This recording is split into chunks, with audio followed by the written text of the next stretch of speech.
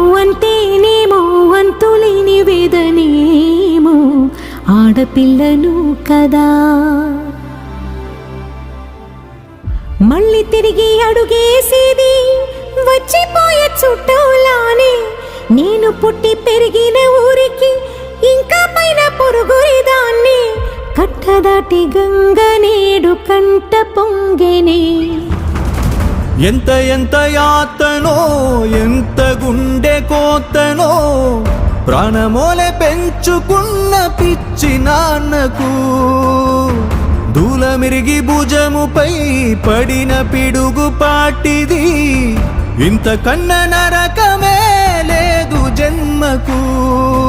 ఇంతేనేమో ఇంతవరకేనేమో